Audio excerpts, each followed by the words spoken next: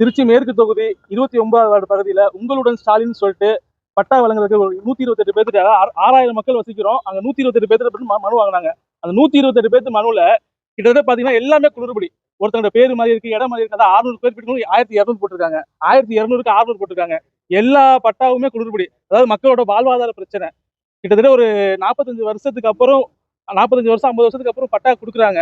அந்த பட்டாலையும் பாத்தீங்கன்னா எல்லாமே குளறுபடி. அந்த பகுதி மக்கள் எல்லாருமே கிட்டத்தட்ட எல்லா மக்களுமே வந்து பெரிய மன உளைச்சல் ஆளாயிருக்காங்க. எல்லாம் வந்து அதிகாரத்தை கேட்டும்போது அதிகாரி லீவ்ல இருக்காங்க அப்படின்னு சொல்றாங்க. நாளைக்கு ஒரு சொத்து விற்கணும், எமர்ஜென்சி விற்கணும் அப்படின்னு சொல்லும்போது எல்லாமே இதாயிரும். இதே இன்னைக்கு ஆன்லைன்ல ஏற்றிட்டாங்க, எல்லா சொத்தையும் போய் ஆன்லைன்ல ஏற்றிட்டாங்கன்னா யாரும் விற்கவும் முடியாது, ஒன்றும் பண்ண முடியாது. அதாவது ஒரு இண்டிவிஜுவல் பர்சன் வந்து ஒரு நம்ம அரசு அதிகாரி வந்தோம்னா நம்மளையோ சுத்தல தான் விடுறாங்க. இன்னைக்கு வாங்க நாளைக்கு வாங்க. இப்ப என்னதான் வேலை செய்யறாங்கன்னு தெரியல. அரசு அதிகாரிகள் மெத்தனம், ரொம்ப மெத்தனம்.